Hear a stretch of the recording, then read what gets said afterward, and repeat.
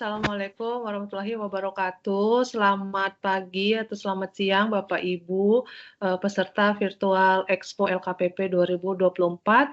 Perkenalkan, saya dengan Febrita Sidabalok dari Direktorat Pengembangan Iklim Usaha dan Kerjasama Internasional LKPP. Hari ini bersama dengan rekan saya Mas Sukri, kami akan menjelaskan atau memberikan informasi terkait pengadaan barang jasa internasional. Hari ini kita akan berdasarkan peraturan LKPP nomor 1 tahun 2022, di mana peraturan ini tentang pedoman pelaksanaan pengadaan barang jasa internasional. Mungkin Mas Sukri bisa di ya. Baik, Bapak Ibu sudah terlihat di layar Bapak Ibu ya. Jadi nanti saya dan Mas Sukri akan bergantian untuk memberikan penjelasan terkait pengadaan barang jasa internasional. Ya, berikutnya. Ya, berikutnya. Ya, Bapak Ibu, untuk dasar hukum pengadaan barang jasa internasional ini dimulai dari Peraturan Presiden Nomor 16 Tahun 2018 yang telah diubah dalam Perpres 12 Tahun 2021 di Pasal 2 terkait ruang lingkup huruf C, di mana ruang lingkup Perpres juga PBJP dari APBN APBD termasuk PBJ yang sebagian atau seluruhnya dibiayai PHLN. PHLN adalah pinjaman atau hibah luar negeri. Lalu di pasal 63 terkait tender atau seleksi internasional yang untuk berlaku bagi ICB atau International Competitive Bidding dari dana APBN dan ICB dari dana PHLN dengan aturan Indonesia. Lalu ada juga di pasal 64 terkait PBJP bagi PHLN. Untuk PBBJ bagi PHLN ini, Perpres yang berlaku, Perpres PBJ ini, kecuali diatur lain dalam loan atau grant agreement. Nah, di Perpres tersebut juga di pasal 91 ayat 1 huruf R diatur bahwa ketentuan lebih lanjut mengenai tender atau seleksi internasional sebagaimana dalam pasal 63 ditetapkan dengan peraturan kepala LKPP. Nah, untuk menindaklanjuti Perpres tersebut, diterbitkanlah peraturan LKPP nomor 1 tahun 2022 tentang pedoman pelaksanaan pengadaan barang jasa internasional, di mana ini peraturan ini mengganti peraturan sebelumnya, yaitu peraturan LKPP nomor 10 tahun 2018. Next. Nah, untuk yang lebih teknis lagi Bapak Ibu, kami juga sudah menerbitkan Keputusan Deputi 1 Nomor 2 Tahun 2023, di mana di dalam Kepdep ini disampaikan pedoman penyusunan Renstra pengadaan atau rencana strategis pengadaan pada pelaksanaan PBJ internasional. Jadi di dalam Kepdep ini ada formatnya Bapak Ibu ya, format Renstra pengadaan untuk PBJ internasional. Dan yang lain, produk hukum kami yang lain adalah Surat Edaran Kepala LKPP nomor 7 tahun 2023. Ini SE ini untuk percepatan pelaksanaan PBJ yang bersumber dari PHLN, karena ada berbagai latar belakang untuk kenapa SE ini terbit, antara lain untuk mengatasi keraguan executing agency dalam penggunaan aturan pengadaan. Jadi executing agency itu adalah instansi yang penerima PHLN-nya, Bapak Ibu. Kemudian juga untuk mendorong penyusunan Renstra pengadaan oleh EA, karena Renstra pengadaan ini menjadi hal yang penting Bapak Ibu ya sebelum melaksanakan pengadaannya supaya bisa terlihat marketnya memang apakah ada di dalam negeri atau tidak. Lalu juga untuk mendorong keterlibatan UKPBJ dari awal proses penyusunan Renstra. Next. Nah, ini adalah informasi terkait kapan melaksanakan PBJ internasional. Nah, di dalam Perpres kita ada nilai ambang batas Bapak Ibu untuk konstruksi di atas 1 triliun rupiah, barang di atas 50 miliar rupiah, jasa lainnya di atas 50 miliar rupiah, dan jasa konsultansi di atas 25 miliar rupiah. Pelaku usaha dan catatan untuk PBJ internasional ini Bapak Ibu, pelaku usaha asing wajib melakukan kerjasama dengan pelaku usaha nasional dalam bentuk KSO atau subkontrak, kecuali untuk yang metode penunjukan langsung. Nah, apabila di bawah nilai threshold ini, tapi tidak ada pelaku usaha nasional yang mampu dan memenuhi persyaratan atau berdasarkan hasil rencana strategis pengadaannya tadi tidak ada ininya ya, market di dalam negeri yang nggak ada, maka bisa dilaksanakan PBJ internasional. Jadi di bawah threshold ini juga bisa Bapak Ibu ya dengan catatan tadi ya, tidak ada pelaku usaha nasional yang mampu dan memang sudah dilakukan research yang dituangkan dalam Renstra Pengadaan. Next.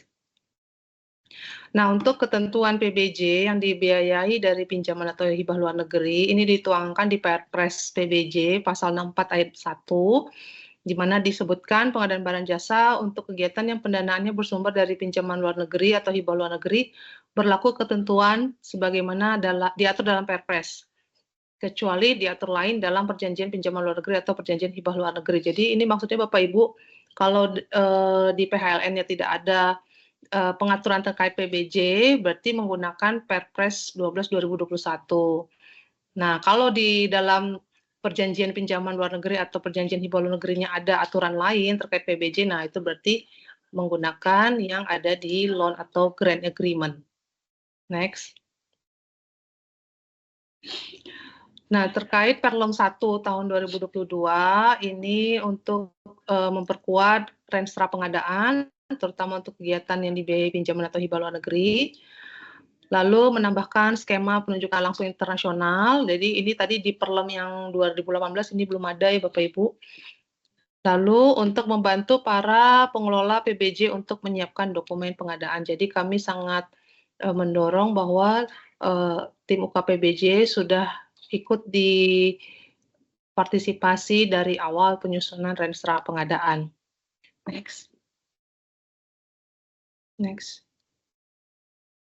Nah, untuk Renstra Pengadaan ini Bapak Ibu, baik yang bersumber dari APBN, APBD, dan PHLN, ini adalah ringkasannya Bapak Ibu ya mengenai Renstra Pengadaan ini. Jadi dari nomor 1 ya kenapa perlu disusun Renstra Pengadaan dalam PBJ internasional, ya ini untuk membuktikan kondisi bahwa tidak tersedianya barang jasa atau pelaku usaha yang dibutuhkan di pasar dalam negeri atau tidak cukup kompetisi untuk barang jasa tersebut di pasar dalam negeri. Lalu untuk kondisi ketersediaan produk dalam negeri dalam proyek PHLN. Jadi nanti Bapak Ibu Renstra Pengadaan ini bisa digunakan untuk Bapak Ibu bernegosiasi dengan calon lender ya, jadi supaya ada data dukungnya Bapak Ibu untuk bernegosiasi dengan tadi ya lendernya. Lalu itu nomor 2 untuk menyusun dan menetapkan kajian pengadaan sebagai rencana strategis pengadaan, lalu ditetapkannya oleh untuk yang dari sumber APBN oleh Menteri, Kepala Lembaga atau Kepala Daerah, dan sumber PHLN oleh Executing Agencies.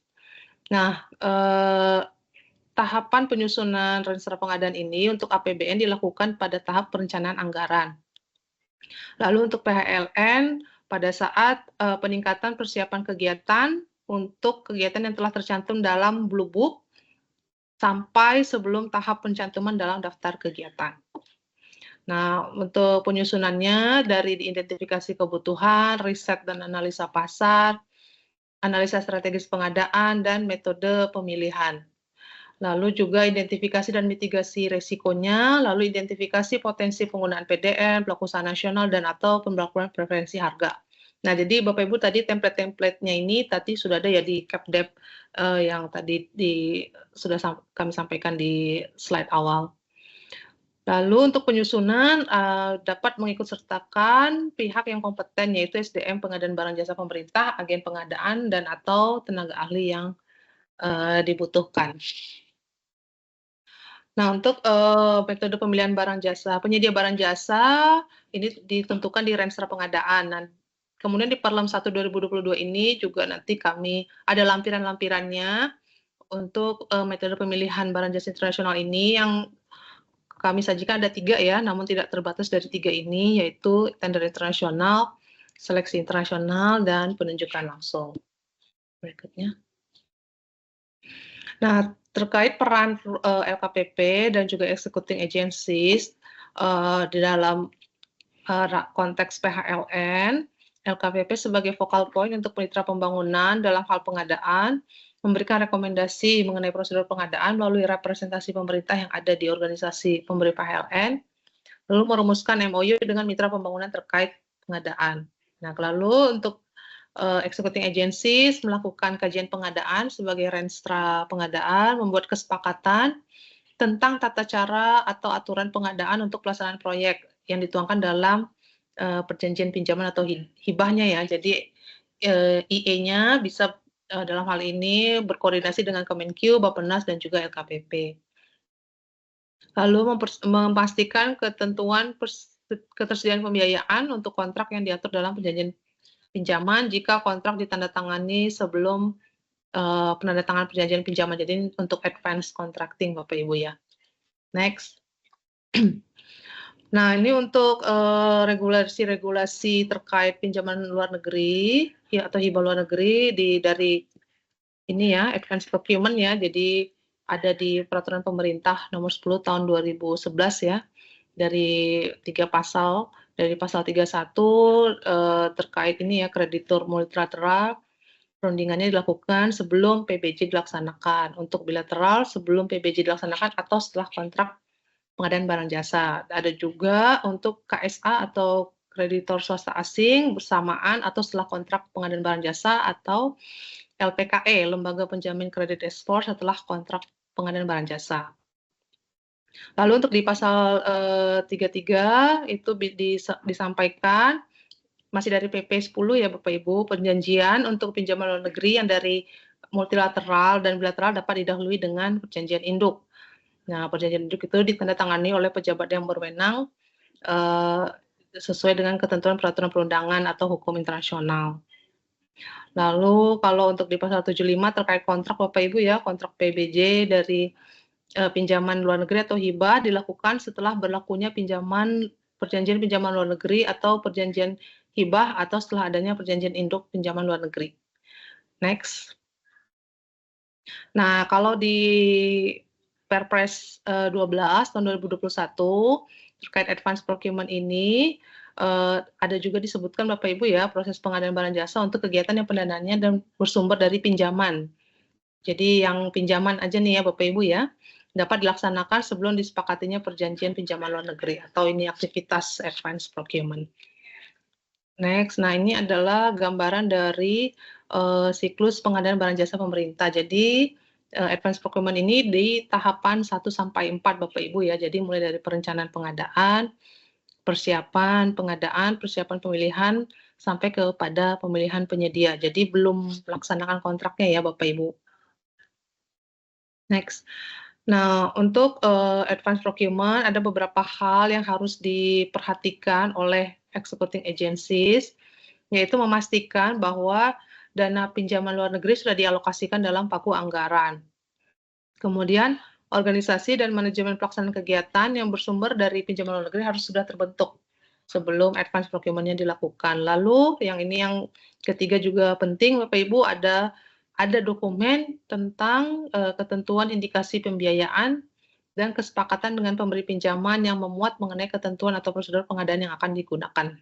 Jadi mohon dipastikan dulu hal-hal ini Bapak Ibu sebelum Bapak Ibu IE melakukan advance procurement. Next.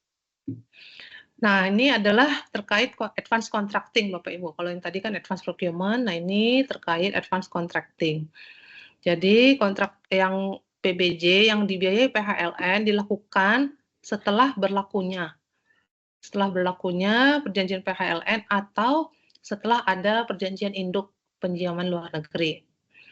Nah, kalau dalam hal penandatanganan kontrak itu, kontraknya efektif atau dilaksanakan sebelum penandatanganan perjanjian PHLN, maka EA harus memastikan ada ketentuan pembiayaan atas pengeluaran untuk kontrak tersebut. Nah, ketentuan pembiayaan tersebut dituangkan dalam perjanjian PHLN. Next. Ini adalah terkait informasi SPSE Bapak Ibu ya, untuk penyelenggaraan PBJ internasional dilakukan secara elektronik. Nah, apabila sistem SPSE-nya belum dapat digunakan, maka dilakukan secara manual atau non-elektronik.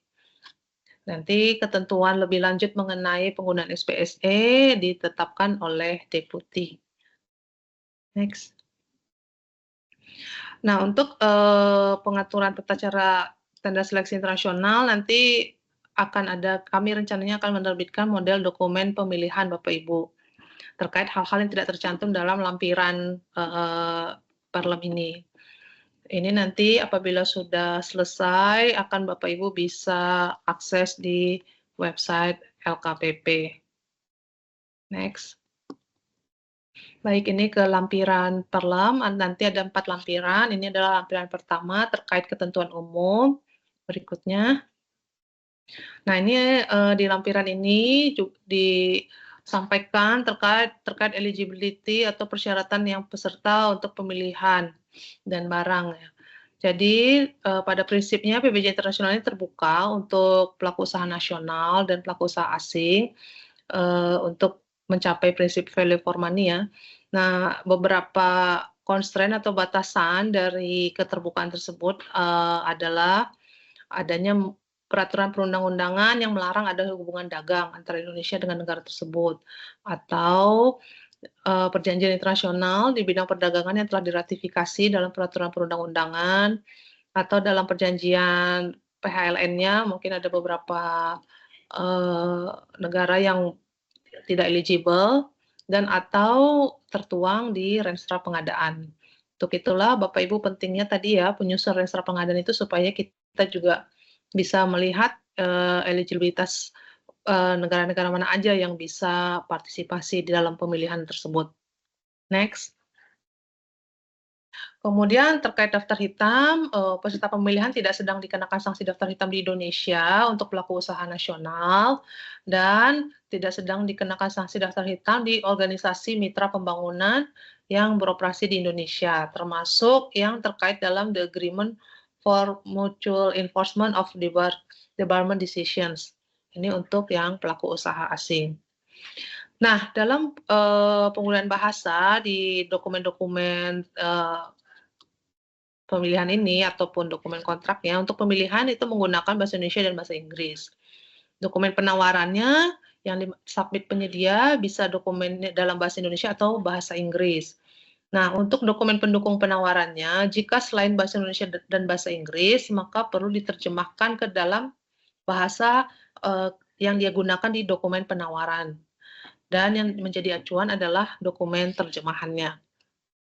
Nah, untuk kontrak, apabila pemenangnya pelaku usaha nasional, maka dalam bahasa Indonesia kontraknya, dan kalau pemenangnya pelaku usaha asing, maka kontraknya, bilingual ya dalam bahasa Indonesia dan bahasa Inggris.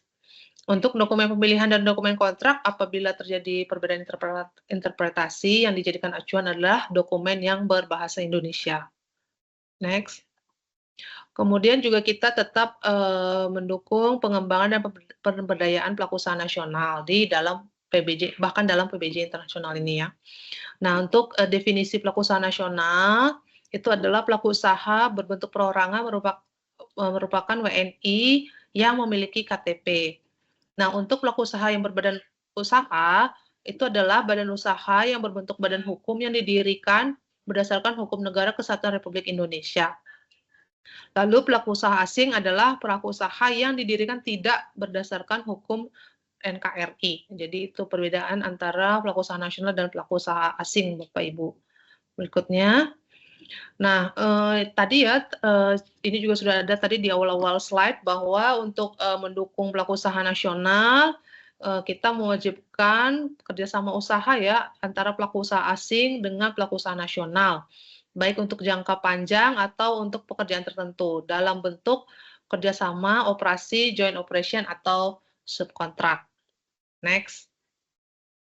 Nah, untuk, hukum yang, sengketa, penyelesaian sengketa, ini yang berlaku dalam kontrak menggunakan hukum Indonesia. Lalu penyelesaian perselisihan dapat dilakukan secara musyawarah, arbitrase, dan atau dewan sengketa konstruksi. Lalu dalam hal penyelesaian perselisihan tidak dilakukan dengan cara, diangkat di atas, dapat dilakukan melalui pengadilan sesuai dengan ketentuan peraturan perundang-undangan. Baik, kita akan masuk ke lampiran 2, 3, dan 4, yang akan disampaikan oleh Mas Sukri. Jadi, saya recap sedikit Bapak Ibu ya, bahwa Perlem 1 ini sangat menekankan untuk penyusunan renstra pengadaan Bapak Ibu ya. Jadi, supaya nanti waktu pengadaannya itu kita sudah tahu nih apa-apa aja, eee, kesiapan produk-produknya maupun pelaku usahanya adanya di mana gitu. Nah dan, poin penting lagi dari Perlem ini adalah untuk mengikut sertakan UKPBJ, dari awal Bapak Ibu. Jadi dari awal penyusunan renstra pengadaan itu sudah ikut gitu UKPBJ. Jadi waktu pelaksanaan pengadaannya tim UKPBJ-nya sudah tahu tentang, PBJ yang akan dilakukan ini. Mungkin sampai sampai, di sini untuk, yang bagian dari saya. Nah, untuk yang berikutnya, rekan saya, Mas Sukri akan menyampaikan, terkait lampiran 2, 3, dan 4 dari Perlom 1 tahun 2022. Kepada Mas Sukri, kami persilahkan. Ya. Baik. Terima kasih. Terima kasih Mbak Berita atas waktu yang diberikan. Baik, Bapak, Ibu sekalian, saya Sukri. Saya di sini mendampingi Mbak Berita untuk menyampaikan atau menyambung penjelasan mengenai pengadaan barang jasa internasional spesifik pada lampiran 2, 3, dan 4, dan salah satu lagi khusus berkaitan dengan PHLN. Lampiran 2 yaitu tender internasional. Yang pertama, perlu kami sampaikan bahwasanya metode pengadaan barang jasa internasional itu dilaksanakan melalui tender dengan metode satu file atau 2 tahap setelah proses kualifikasi. Nah, Bapak Ibu sekalian, pada prinsipnya untuk pengadaan internasional kita menggunakan prakualifikasi. Namun untuk keadaan tertentu seperti pengadaan barang kita juga memperbolehkan untuk pasca kualifikasi, berarti dengan metode satu tahap seperti itu Bapak Ibu sekalian. Saya lanjutkan berkaitan dengan bid scoring declaration. Ini bisa digunakan dalam hal penggantian penjaminan penawaran. Nah, pada praktiknya Bapak Ibu sekalian, ini umum yang berlaku di lembaga-lembaga donor. Untuk itu, Bapak Ibu sekalian, dalam hal pengadaan barang, konstruksi, dan jasa lainnya diberikan ataupun diberlakukan pernyataan penjaminan penawaran atau mungkin Bapak Ibu lebih mengenalnya sebagai bid scoring declaration sebagai pengganti jaminan penawaran. Dalam hal ini Bapak Ibu sekalian, Pokja meminta peserta pemilihan atau pelaku usahanya untuk menandatangani surat pernyataan yang akan menerima sanksi daftar hitam apabila dia melanggar ketentuan-ketentuan yang ada di layar. Yang pertama, kalau dia menjadi pemenang, dia mengundurkan diri, gitu ya. Yang kedua, kalau misalkan dia mengundurkan diri, dia ternyata menarik penawaran selama masa berlaku penawaran. Terus yang ketiga, dia mengundurkan diri dengan tidak memberikan jaminan pelaksanaan. Nah, jadi ketiga kondisi ini dia bisa dikenakan sanksi daftar hitam. Itu Bapak Ibu sekalian. Yang selanjutnya berkaitan dengan jaminan dalam pengadaan. Yang pertama berkaitan jaminan pelaksanaan dan jaminan pemeliharaan. Itu diterbitkan oleh Bank Umum dan dapat dicairkan di Indonesia. Mungkin yang harus dicatat atau harus digarisbawahi oleh Bapak Ibu sekalian, yaitu adalah poinnya yaitu dapat dicairkan dari Indonesia. Nah, kita ketahui bahwasannya Bapak Ibu sekalian, kalau dahulu kita menggunakan asuransi gitu ya. Jadi tapi kalau saat ini kebijakan kami saat ini harus Bank Umum dan intinya dapat dicairkan dari Indonesia. Bank Umumnya ini boleh Bank Umum yang ada di kita dan juga boleh Bank Umum asing begitu ya, asalkan dia dapat dicairkan di Indonesia. Selanjutnya yaitu berkaitan dengan Incoterm.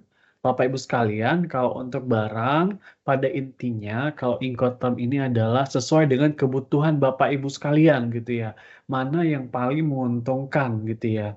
Apakah menggunakan delivered duty paid ataupun sampai dengan tujuan lokasi, yang kemudian atau menggunakan free on board yang sampai kargo pelabuhan, ataupun menggunakan CIF atau Cost Insurance and Freight sampai dengan pelabuhan tujuan. Nah, tapi di sini kami tidak menutup kemungkinan Bapak Ibu sekalian menggunakan metode lain yang lebih menguntungkan. Namun perlu dicatat ini perlu ditulis apa ya, di HPS-nya nanti udah jelas gitu ya ketika Bapak Ibu menyampaikan di dokumen pemilihan udah ada tuh ketentuan mengenai Incoterm ini. Jangan sampai nanti Bapak Ibu sekalian ternyata Bapak Ibu memilih misalkan sampai dengan di atas kargo pelabuhan awal, sedangkan Bapak Ibu tidak ada anggaran lain untuk menjemputnya sampai ke lokasi tujuan. Jadi untuk itu Bapak Ibu sekalian perlu diperhatikan untuk memilih Incoterm ini, pastikan biayanya itu mana yang menguntungkan, mana yang sampai ke lokasi, user Bapak Ibu menggunakannya nanti. Selanjutnya, mengenai jadwal prakualifikasi, Bapak Ibu sekalian sebenarnya, in principle jadwal prakualifikasi ini bisa disesuaikan dengan kebutuhan gitu ya. Nah, di sini kami menyebutkan menggunakan ada yang namanya hari kalender, seperti itu karena apa? Nah, hari kalender sama hari kerja agak beda. Nah, jadi mungkin nanti karena berkaitan dengan prakualifikasi kita menggunakan hari kalender gitu ya. Dari prakualifikasi, kemudian nanti ada pendaftaran dan pengunduhan dokumen kualifikasi, bisa juga unwizing, sampai juga nanti penyampaian dokumen kualifikasi, evaluasi kualifikasi, sampai nanti awarding of the contract, dan terakhir ada masa sanggah. Nah, itu kan prakualifikasi dan itu ada waktu-waktunya. Nah, di sini kami sampaikan waktunya ini kita buatnya seperti ini default-nya, tapi catat ini bisa disesuaikan dengan kebutuhan. Dengan harapan apa Bapak Ibu sekalian, tentunya kalau misalkan waktunya lebih singkat dan asalkan itu tetap transparan, maka itu boleh dilakukan. Selanjutnya untuk jadwal pemilihan metode satu file, dimulai dari dokumen undangan tender, penyampaian dan pengunduhan dokumen, kemudian unwizing, sampai dengan penyampaian dokumen penawaran. Nanti karena dia satu file, maka dokumen penawaran administrasi, teknis, dan harga itu dibuka juga. Jadwalnya di sini sampai evaluasi administrasi, kemudian ada evaluasi teknis, evaluasi harga, sampai nanti adanya penetapan pemenang, sanggah, khususnya konstruksi ada sanggah banding gitu ya, penetapan dan pemenangan, dan sampai nanti ada kita mungkin ada mekanisme debriefing gitu ya. Nah, untuk jadwal ini Bapak Ibu sekalian, Bapak Ibu bisa lihat langsung di layar, bisa dilihat mungkin Bapak Ibu bisa di screenshot gitu ya gambarnya, bisa terlihat jadwalnya kita seperti ini. Namun ini bisa adjustable gitu ya untuk jadwalnya. Perlu kami sampaikan Bapak Ibu sekalian, mungkin dari yang membedakan di sini adalah kita ada mekanisme debriefing.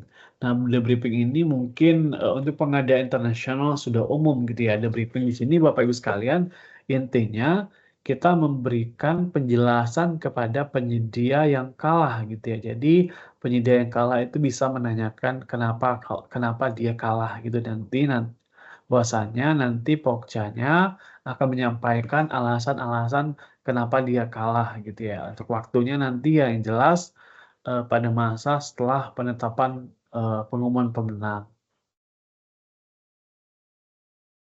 Selanjutnya untuk yang 2 tahap mungkin sama dengan yang tadi, untuk jadwal-jadwalnya yang membedakan nanti adalah pada tahap ketika penyampaian dokumen administrasi dan teknis, karena dia 2 tahap dan kemudian nanti setelah itu baru dibuka, dokumennya setelah disampaikan. Nah, administrasi dan teknis terlebih dahulu, kemudian barulah dokumen evaluasi administrasinya. Nah, sampai nanti sudah tahap 2-nya udah selesai, kemudian baru lagi nih pembukaan dokumen penawaran tahap 2 sampai nanti dievaluasi dan sanggah, dan kemudian kalau tahapan berikutnya sama. Untuk jadwal-jadwalnya ini saya ingatkan lagi, ini sesuai kebutuhan, jadi Bapak Ibu bisa menyesuaikan dengan kebutuhan dengan yang ada di layar ini. Mungkin Bapak Ibu sekalian bisa lihat, ini juga ada di peraturan LKPP kami 1 tahun 2022. Selanjutnya untuk HPS, Bapak Ibu sekalian mungkin ini yang HPS, ini kita sama ya, agak beda sama peraturan kita sebelumnya. Kalau kita sebelumnya HPS itu maksud saya adalah kalau sebelumnya kita HPS-nya tertutup atau rahasia, namun sekarang kita nilai HPS itu diumumkan dan tidak bersifat rahasia, namun rinciannya saja bersifat rahasia. Mungkin agak beda sama di internasional, umumnya berlaku di negara lain ataupun di mitra donor, mitra pembangunan. Kalau misalnya nilai HPS itu bersifat rahasia gitu ya. Jadi tapi, karena kita di Indonesia mengenal misalkan jaminan penawaran seperti itu, jaminan penawarannya 5% gitu ya. Nah, 5% dari HPS. Nah, ini akan kebingungan, dari pelaku pengadaan menghitung, HPS-nya tertutup tapi jaminan penawarannya yaitu sebesar 5%. Nah, jadi maka dari itu Bapak Ibu sekalian, salah satu yang, mendasari kami kembali, maka di sini HPS-nya kita buka kembali seperti itu. Dengan catatan Bapak Ibu sekalian, nilai HPS ini, bisa dilihat gitu ya, tapi rinciannya saja yang, bersifat rahasia. Selanjutnya berkaitan dengan, seleksi internasional untuk pekerjaan konsultan, Bapak Ibu sekalian pada tahap ini nanti yang pertama, persiapannya itu KAK. Di sini, persiapannya nanti PPK menetapkan KAK. Dalam hal ini PPK dapat dibantu oleh pengelola pengadaan gitu ya. Nah, jadi dalam menyusunnya itu nanti, PPK dapat dibantu seperti itu. Kemudian berkaitan dengan HPS, sama, dengan, pengadaan barang, konstruksi dan jasa lainnya, dalam konsultan HPS-nya juga diumumkan dan tidak bersifat rahasia. Yang rahasia hanyalah rinciannya. Namun di sini perlu dicatat Bapak Ibu sekalian, kalau misalkan HPS itu rinciannya nanti, itu harus ada berkaitan dengan harga barang itu, biaya tidak langsung, keuntungan, pajak, dan kemudian biaya tarif pajak lainnya. Dan ini penting Bapak Ibu sekalian, di barang itu, sudah include hal-hal tersebut gitu ya. Kemudian juga ada biaya tidak langsung, termasuk transport, pengiriman, dan biaya yang lainnya dibutuhkan. Nah, dalam hal ini Bapak Ibu sekalian, kalau untuk, HPS-nya ini, maka di sini perlu, berdasarkan kebutuhannya itu ahlinya seperti apa. Jadi bisa dilihat, penyusunannya itu, dilihat berdasarkan, perkiraan penghitungan biaya yang dilakukan oleh konsultan, yang kedua dari kontrak sejenis, yang ketiga informasi yang dapat dipertanggungjawabkan. Nah, kemudian berikutnya Bapak Ibu sekalian, saya akan menjelaskan berkaitan dengan penerbit jaminan, sama ya tadi saya sudah, jelaskan di tender internasional, jadi pemberlakuannya sama. Selanjutnya kualifikasi, mungkin kalau prakualifikasi di sini dalam seleksi internasional agak beda sama pengadaan, tender. Tender internasional maksud saya, kalau tender internasional bisa pra, bisa pasca, di mana paskanya sedikit untuk barang, tapi kalau di sini untuk, seleksi internasional harus pasca, maksud saya harus prakualifikasi, di mana peserta yang lulus, prakualifikasi, pesertanya itu yang masuk daftar pendek diundang untuk memasukkan dokumen, proposal. Untuk jadwalnya bisa dilihat dari pengumuman kualifikasi, pendaftaran dan pengunduhan dokumen kualifikasi, unwizing, penyampaian dokumen kualifikasi, kemudian evaluasi kualifikasi, dan kemudian nanti penetapan pengumuman daftar pendek, masa sanggah kualifikasi. Ini jadwalnya, defaultnya sudah kita susun. Namun perlu saya sampaikan lagi, bahwa jadwal ini itu berdasarkan kebutuhan saja. Selanjutnya kalau metode evaluasi kualitas sama ya, karena ini di jadwalnya ini mungkin Bapak Ibu bisa lihat yang pertama ada undangan seleksi, ada pendaftaran dan pengunduhan dokumen, kemudian pemberian penjelasan, kemudian penyampaian dokumen penawaran, pembukaan dokumen penawaran administrasi dan teknis untuk file 1, kemudian evaluasi administrasi, evaluasi teknis bagi yang lulus evaluasi administrasi, kemudian juga ada tahapan yaitu undangan menghadiri acara pembukaan penawaran bagi yang lulus evaluasi administrasi. Nah, barulah kemudian dibuka dokumen penawaran biaya atau file 2. Nah, bagi yang lulus evaluasi teknis dengan nilai tertinggi, karena ini menggunakan metode evaluasi kualitas. Selanjutnya, negosiasi teknis dan biaya, kemudian penetapan calon pemenang, kemudian masa sanggah, penetapan dan pengumuman pemenang, dan terakhir debriefing. Nah, untuk jadwal-jadwal ini mungkin Bapak Ibu bisa lihat yang ada di sini kalau kita mengakomodir metode evaluasi kualitas. Kalau untuk biaya mungkin tadi kan kualitas aja, kemudian kalau kita ada juga evaluasi kualitas dan biaya. Nah, di sini bisa terlihat berbedanya kalau mungkin tadi terlihat bahwasanya hanya kualitas saja, di sini ada evaluasi biayanya gitu ya. Nah, dan sampai nanti ada negosiasi teknis dan biaya, seperti itu. Saya lanjutkan.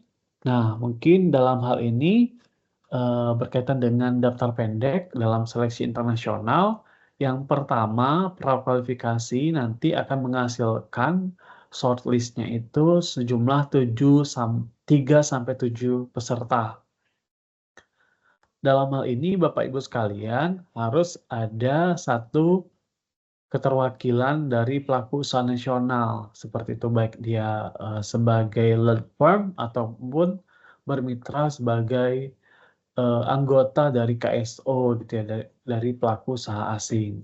Nah, kemudian di sini kalau misalkan ternyata nanti nggak ada yang lulus prakualifikasi di tahapannya sebelumnya, maka itu dapat dikecualikan. Nah, jadi ibaratnya Bapak Ibu sekalian, kalau yang ternyata berdasarkan penilaian, misalkan pelaku usaha nasional itu di urutan ke-8 seperti itu. Sedangkan urutan 1 sampai 7-nya itu adalah pelaku usaha asing semua. Maka otomatis yang nomor 7-nya, yang pelaku usaha nomor 7 gugur, kemudian pelaku usaha nasional di nomor 8 bisa naik. Nah, jadi bisa pelaku usaha nasional menjadi list dalam shortlist dalam 7. Seperti itu mungkin praktiknya.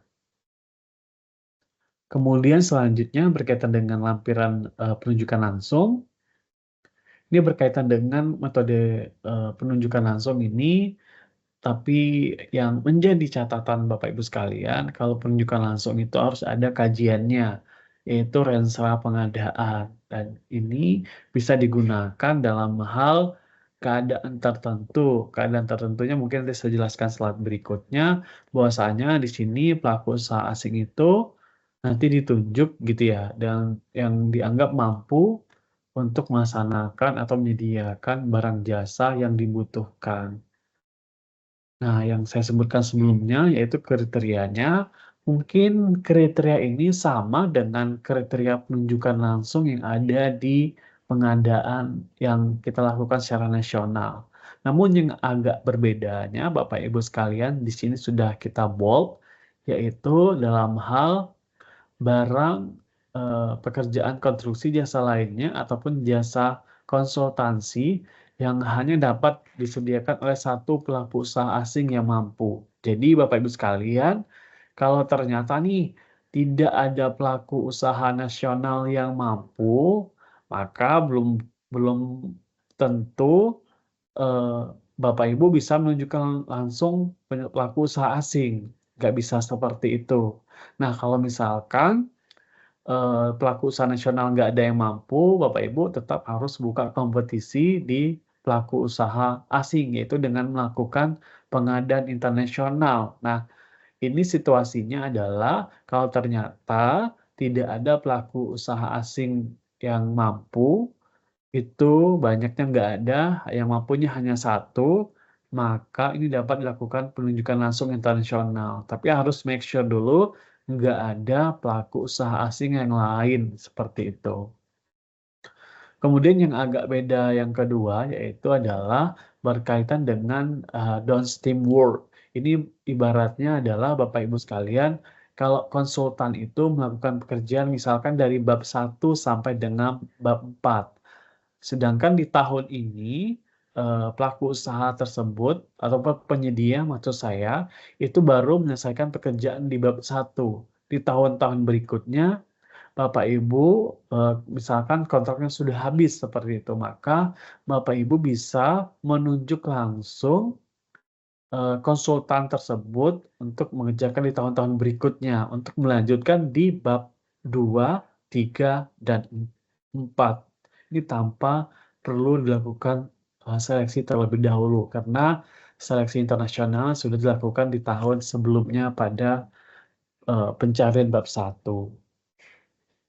Untuk yang kriteria-kriteria lainnya, seperti kegiatan presiden, kerahasiaan, konstruksi, kemudian juga konsultan hukum, dan lain-lain, ini sebenarnya kriterianya sudah ada di peraturan AKPP 12 tahun 2021 ataupun aturan yang lebih tingginya Perpres 16 2018.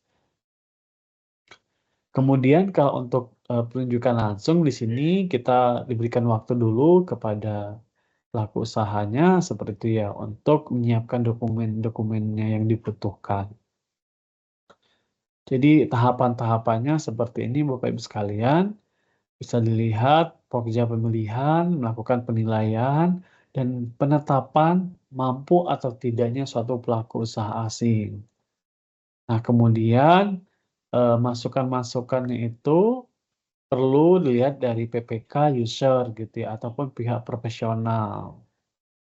Nah, jadi tahapan-tahapan berikutnya nanti pokja pemilihan itu mengirimkan dokumen penawaran seperti itu ke pelaku usahanya. Kemudian bisa lakukan leasing, kemudian juga dokumen penawaran yang disampaikan, bisa juga kemudian dibuka dokumennya, kemudian evaluasi, dan kemudian penetapan kontrak. Nah, seperti itu Bapak Ibu sekalian. Kemudian tahapan-tahapan dalam penyusunan penunjukan langsung ini tahapan-tahapannya bisa dilihat di sini ada 5 tahap. Yang pertama, Pokja meminta rekomendasi PPK, kemudian juga Pokja memberikan undangan, kemudian calon penyedia menyampaikan penawaran, kemudian Pokja melakukan evaluasi, dan sampai akhirnya ditetapkanlah pemenang dari penunjukan langsung ini, Bapak Ibu sekalian. Nah, kemudian Bapak Ibu sekalian, tadi saya sudah selesai menjelaskan berkaitan dengan pengadaan barang jasa internasional di lampiran 2, pengadaan berkaitan dengan tender internasional, lampiran 3 berkaitan dengan seleksi internasional, dan lampiran 4 mengenai penunjukan langsung internasional. Tibalah waktunya saya ingin menjelaskan lebih detail atau lebih spesifik berkaitan dengan pengadaan barang jasa yang bersumber dari pinjaman hibah luar negeri. Bapak Ibu sekalian bisa dilihat di layar, tadi Bapak Berita sudah menjelaskan berkaitan dengan pasal 64. Nah, mungkin saya ingin mendetailkan dikit, yaitu pasal 64 tadi ya, ayat 1-nya, itu menuju kepada choice of law-nya ada 3. Tadi sudah dijelaskan ya, kalau menggunakan Kalau aturannya nggak ada di loan agreement-nya atau grant agreement-nya, maka itu pakai peraturan pengadaan Indonesia. Ataupun juga di loan agreement-nya langsung menyebut peraturan pengadaan Indonesia. Maka itu secara in principle pakai peraturan pengadaan Indonesia. Kalau internasional berarti pakai Perlem 1. Kalau misalkan dia nasional berarti dia pakai peraturan Perpres biasa dan perlemnya perlem pengadaan nasional biasa seperti Bapak Ibu lakukan pada umumnya seperti itu. Kemudian untuk menggunakan peraturan pengadaan pemberi pinjaman, misalkan nih, ini umumnya dalam proyek-proyek multilateral seperti itu ya, misalkan dari World Bank, kemudian dari ASEAN Development Bank, mereka kan tidak mengenal yang namanya pemberian preferensi kepada suatu negara. Karena apa? Karena dia memiliki banyak negara seperti itu. Jadi di sini umumnya nih ini berlaku kalau misalkan dalam loan agreement itu ada menggunakan peraturan pemberi pinjaman seperti itu. Nah, ini Bapak Ibu sekalian perlu diingat tadi ya, kalau misalkan ada beberapa ketentuan yang nggak diatur, maka tetap menggunakan prosedur pengadaan yang ada di Indonesia. Catatan kami Bapak Ibu sekalian, kalau misalkan Bapak Ibu ingin mengetahui lebih detail, maka Bapak Ibu dalam proses pengadaan itu juga harus mengetahui ketentuan dari pemberi pinjaman atau guideline-nya, baik itu juga rules, regulation maupun policy-nya seperti itu. Kemudian Bapak Ibu sekalian yang terakhir, peraturan pengadaan yang customized ini biasanya berlaku juga bagi negara-negara misalkan bilateral nih yang ternyata mereka nggak ada perwakilannya yang ada di Indonesia misalkan seperti itu dan misalnya nih dia menggunakan peraturan pengadaan Indonesia namun dipersyaratkan mengirimkan barang dari negara mereka. Nah ini biasanya untuk trade loan seperti itu dia umum terkadang seperti ini. Maka Bapak Ibu sekalian dalam hal ini boleh dilakukan, namun perlu catatan-catatan dari kami bahwasanya itu harus terdokumentasi gitu ya, aturannya ada terus dalam loan agreement-nya seperti itu. Dan penting juga Bapak Ibu sekalian biar nggak ambigu, misalkan ini dibesarkan barang dari negara tertentu, namun di sini pada saat eksekusi pakai aturan mana itu harus disepakati.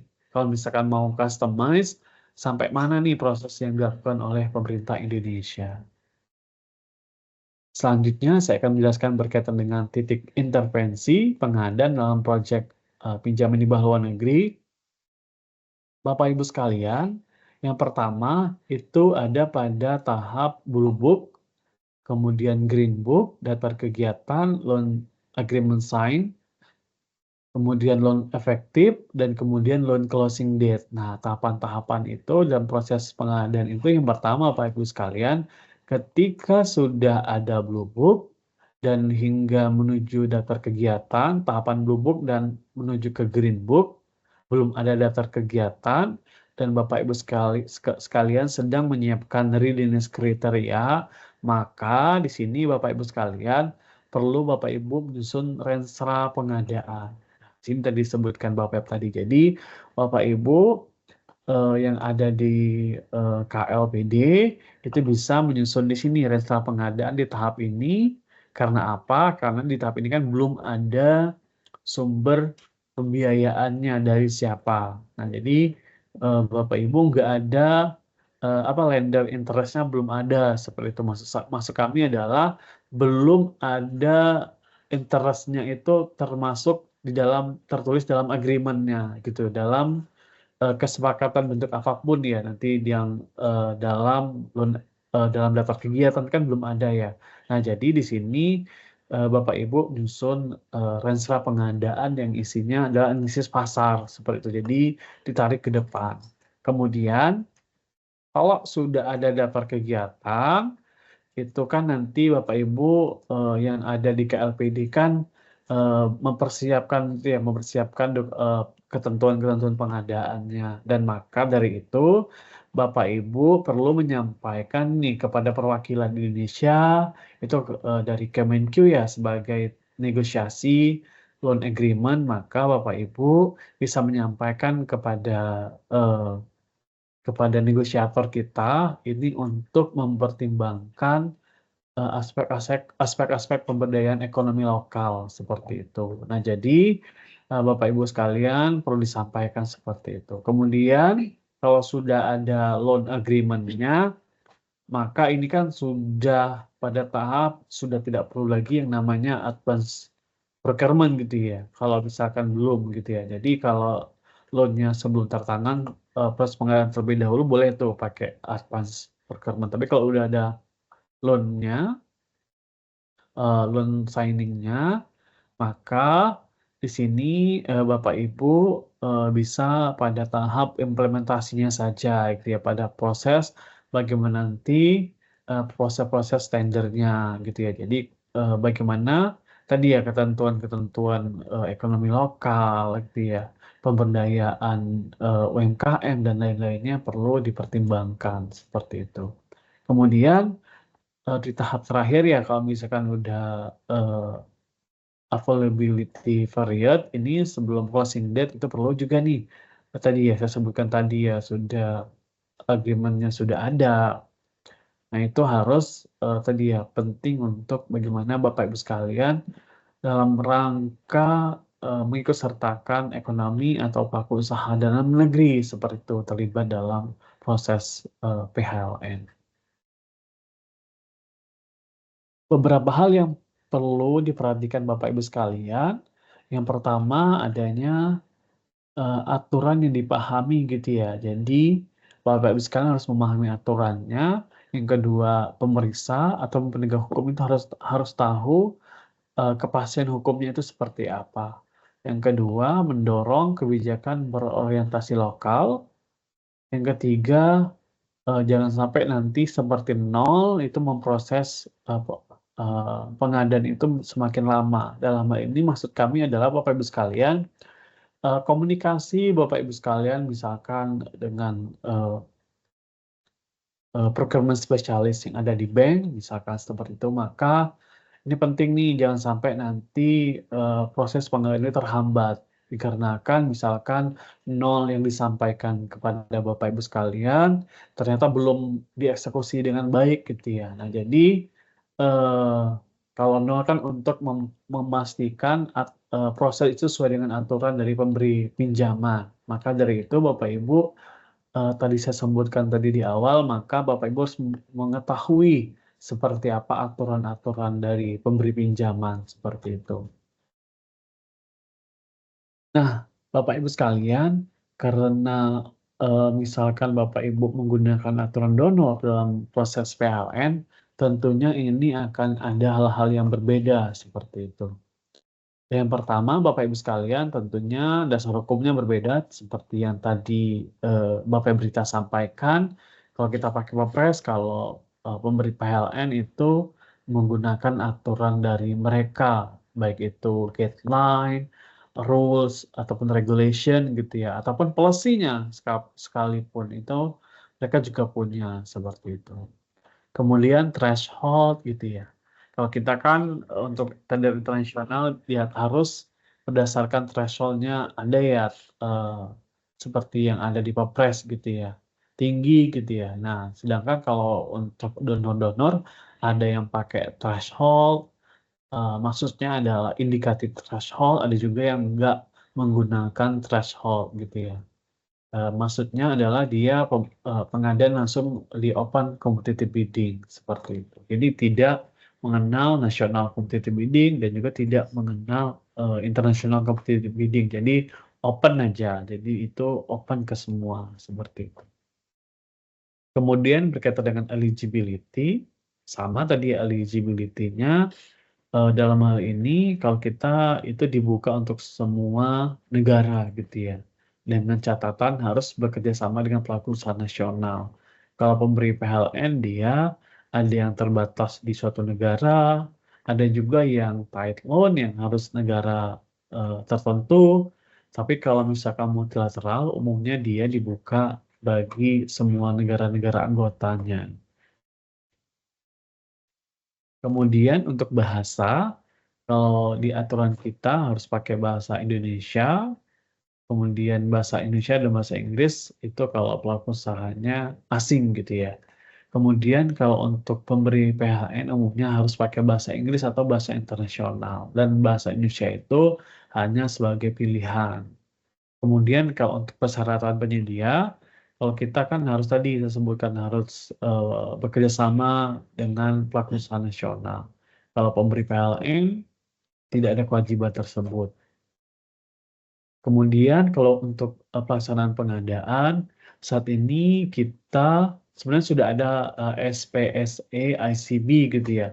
Namun Bapak Ibu sekalian, SPSE ICB ini kita kembangkan saat ini belum untuk semua donor gitu ya.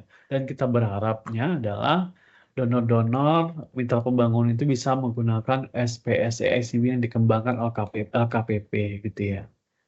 Saat ini sudah banyak yang pakai, misalkan dari World Bank, dari ADB, dari ASDB itu sudah menggunakan SPSE ICB, dan kita dorong juga donor-donor lainnya untuk menggunakan SPSE ICB seperti JICA gitu dan lain-lain untuk menggunakan SPSE ICB.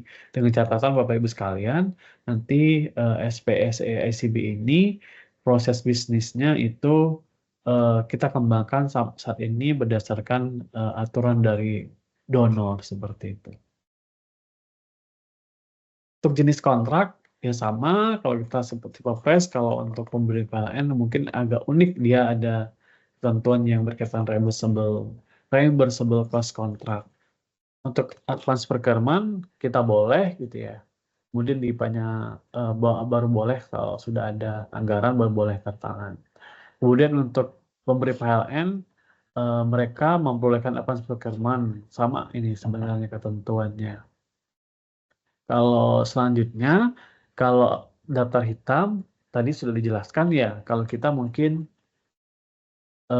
menggunakan Perpres gitu ya, ada waktunya gitu ya. Mungkin kalau donor, mungkin mereka daftar hitam itu bervariasi gitu ya. Ada yang macam-macam gitu ya, ada yang 2 tahun gitu ya, ada mungkin juga yang seumur hidup, bahkan ada juga yang daftar hitam itu bisa di-reduce gitu, bisa dikurangin. Kalau kita kan ada waktunya gitu ya. Kemudian yang berkaitan dengan addendum kontrak gitu ya, atau perubahan kontrak, kalau misalkan kita di peraturan kita kan maksimalnya 10% gitu ya. Tapi kalau untuk PLN itu terkadang dia tidak memaksimalkan berapa persen untuk perubahan kontrak. Ada pengalaman kami, Bapak Ibu sekalian, kami menerima konsultasi, bahkan kalau untuk PLN itu dia sampai 26% gitu ya.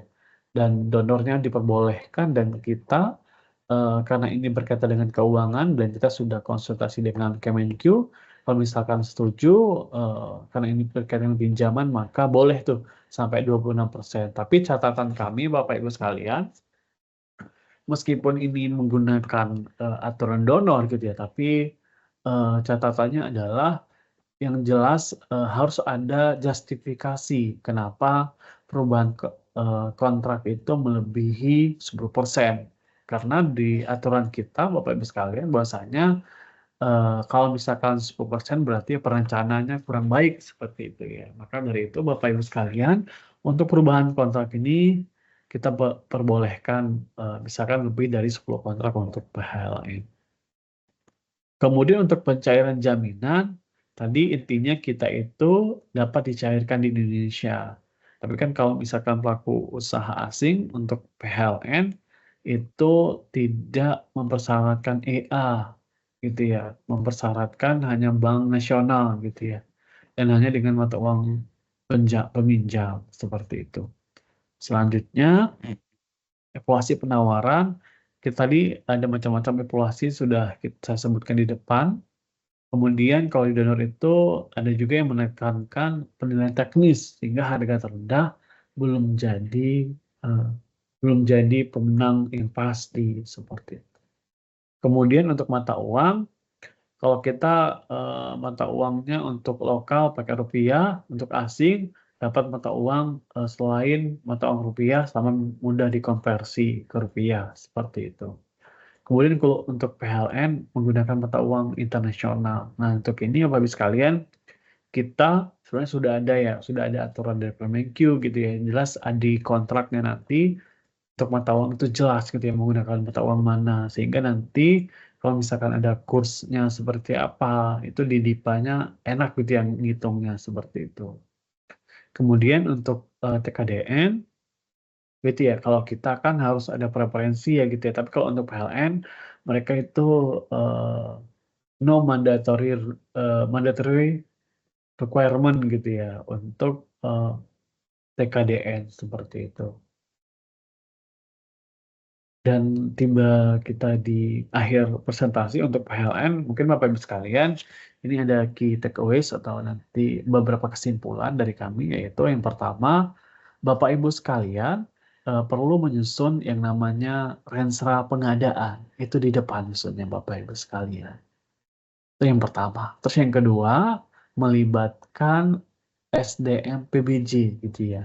Yang terutama berkaitan dengan PLN gitu ya. Ini dari pada saat tahap Blue Book ke Green Book gitu ya tadi. Belum ada daftar kegiatan, belum ada loan agreement-nya. Itu sudah di depan gitu ya. Jangan sampai nanti loan-nya efektif baru diikut sertakan SDM pengadaan. Itu mungkin praktik-praktik seperti itu sebisa mungkin jangan dilakukan lagi Bapak Ibu sekalian. Terus yang ketiga, aturannya harus tahu pakai aturan mana, terus uangnya harus tahu nih. Uangnya kalau seperti apa, kalau misalkan proses pengadaan itu dilakukan di depan menggunakan atas procurement ataupun retroactive financing. Kemudian terakhir, setelah perjanjian pinjaman atau hibah itu disetujui kedua belah pihak, ketentuan perjanjian tersebut yang berlaku, termasuk prosedur pengadaan. Jadi ini yang terakhir ini mungkin perlu Bapak Ibu catat, bahwasanya apa yang Ibu sepakati di dokumen tertulis itulah yang akan mengikat Bapak Ibu sekalian. Jadi sebisa mungkin sebelum menyepakati hal-hal yang ada di loan agreement, Bapak Ibu sudah memastikan apa itu dampak hukumnya, seperti apa konsekuensinya terhadap Bapak Ibu sekalian serta terhadap pelaku usaha nasional termasuk barang jasa yang diproduksi di dalam negeri. Begitu Bapak Ibu sekalian dari saya. Terima kasih. Untuk itu mungkin dari kami tutup Bapak Ibu sekalian. Kalau misalkan Bapak Ibu ingin bertanya kepada kami, silahkan di kolom yang sudah tersedia, gitu ya, kolom chat yang sudah disediakan oleh panitia. Begitu Bapak Ibu sekalian. Terima kasih. Assalamualaikum warahmatullahi wabarakatuh. Terima kasih Bapak Ibu.